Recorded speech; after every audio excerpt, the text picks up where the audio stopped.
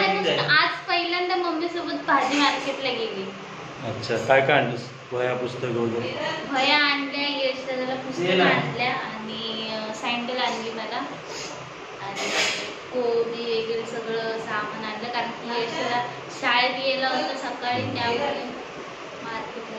बघा मित्रांनो, कॉम्पिटिशन शर्यत, नुसती शर्यत. काय काय काय काय वह्या, पुस्तक, गाईड, परत व्यवसाय. काय जे मुलं प्रायव्हेट मध्ये शिकतात त्यांचे असे बेकार हाल होतात ना मुलांना. मी आज बघते 10वीचा अभ्यास काय असतो ना. मी आज स्वतः बघितलं, यश दादाला पुस्तकं मी म्हणजे घेऊन आले, त्याने मला सांगितलं तसं. मग घेऊन आले तर सायन्स म्हणजे भाग 1 होता ना, त्यात मी पहिला धडा उघडला आणि बघत होते किती धडे. दुसरा धडा काही येईना, मग बघते किती धडे, 15 पेजेसचा एक धडा होता 10वीला. हा, आम्ही 10वीला होतो ना दीदी, किती 5 का 6 विषय होते. मराठी, हिंदी, भूगोल, भूमिती, गणित, अर्थशास्त्र, परत सामान्य विज्ञान, असे 5-6 विषय होते. आणि वहीतला धडा गुरुजी शिकवायचे, त्या धड्याचे प्रश्न उत्तर जे वही पुस्तकात जे प्रश्न उत्तर होते धड्याच्या खाली, तेच प्रश्न उत्तर वहीत लिहायचे. तर ते पण पुस्तक पूर्ण वाचून त्या पुस्तकातले उत्तरं शोधून लिहायचे. आमच्या वेळेस गाईड जर दिसलं कुठल्या विद्यार्थीकडे तर लय मारायचे, असं हात करून येणार, लय मारायचे. गाईड नाही, वर्गात गाईडला एंट्री नव्हती. आणि आता मित्रांनो, गाईड पाहिजे म्हणजे धडा शिकण्यासाठी पुस्तक पाहिजे, त्या पुस्तकातलं प्रश्न उत्तर लिहिण्यासाठी व्यवसाय पाहिजे, प्रश्न उत्तर बघून लिहिण्यासाठी गाईड पाहिजे, परत कसलं ते कम्प्युटर, PT. आमच्या टायमाला मी 1997 माझी 10वी झाली. माझी 10वी अर्ध्यातूनच झाली. परिस्थिती, पैसे नसल्यामुळं मी शिकू शकलो नाही पुढे. पण मी जेव्हा 10वीला होतो ना, तेव्हा PT म्हणजे काय आम्हाला माहीत नव्हतं. PT म्हणजे पूजा. हां, 10वीला PTचे सर आले. पण PT काय आहे, PT म्हणजे काय, हे आम्हाला काय माहीत नव्हतं. आणि हे गाईड वगैरे असलं तर काही नव्हतं. आणि तेव्हा एडस रोग नवीन आला होता, त्या रोगासाठी एक पुस्तक निघालं होतं, ते पुस्तक आम्हाला शिकवायचे. तर काय म्हणतात, शर्यत एवढी वाढली म्हणजे लोकांना आता काय वाटतं की मुलांना एवढं शिकवायचं की बस, म्हणजे जे आधी शिकले ते पागल होते. जे आता जे डॉक्टर, इंजिनियर, मोठमोठे वकील, पोलीसमध्ये आहेत, चांगल्या पदावर आता जे कामाला आहेत, त्यांनी एवढे गाईड, एवढे व्यवसाय, एवढे पुस्तकं आणली होती का? रस्त्याच्या दिव्याखाली अभ्यास करून लोक एवढी मोठी झाली. आणि आत्ता नुसतं हे आणा, ते आणा, हे पाहिजे, ते पाहिजे. पण आम्ही फक्त 6वी 7वी पर्यंत गाईड घेतले, त्यानंतर आम्ही गाईड घेतलेले नाहीये. अहो, मुलं ते काय यंत्र नाहीये की चालूच ठेवायचं. नाही म्हणजे काही जीव आहे, एवढा अभ्यास, किती लोड, बापरे बाप. मी तर काय म्हणतो, माणसाने तेवढंच शिकलं पाहिजे जेवढं पैसे मोजता आलं. बस, पैसे मोजायला, पैसे कमवायला होईल ना, तेवढंच शिकवायचं. बरोबर आहे की नाही? आणि तुम्ही बघितले, व्यवसाय वेगळे, पुस्तकं वेगळे, बापरे, वह्या 9 वह्या.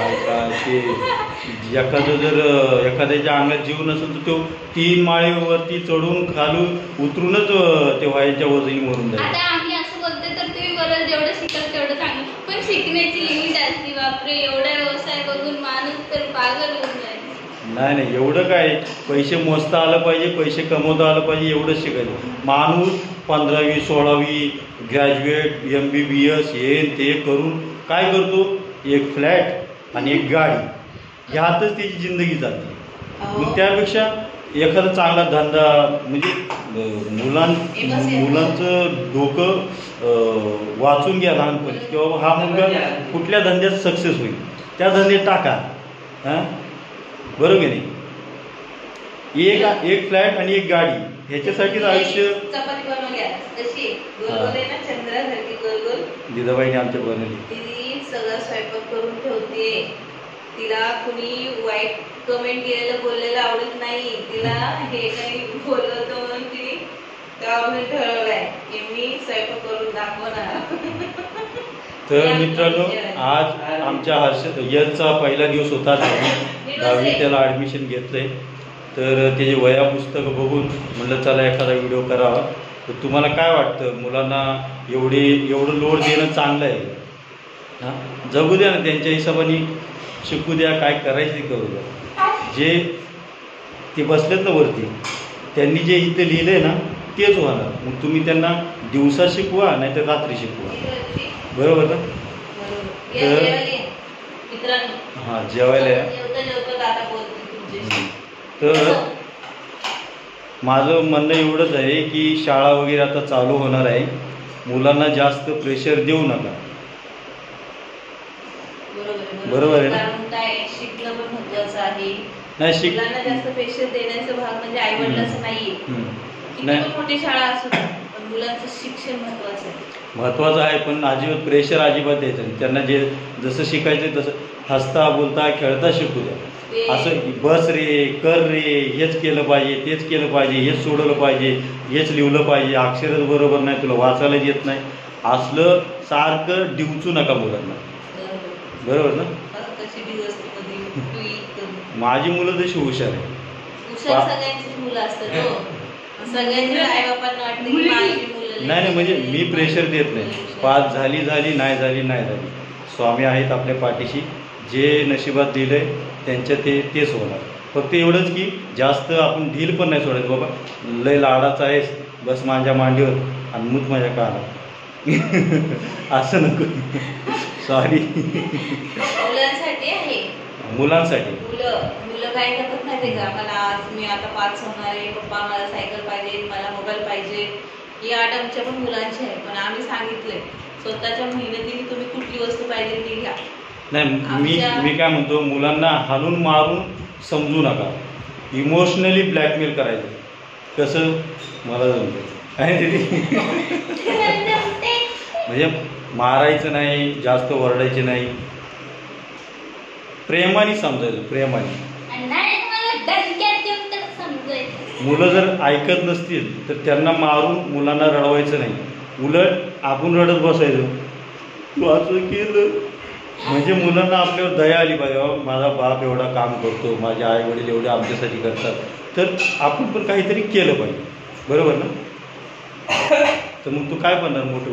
मी आता बघू स्वामी, आता बघू काय बनवतील ते. काय पण बन, फक्त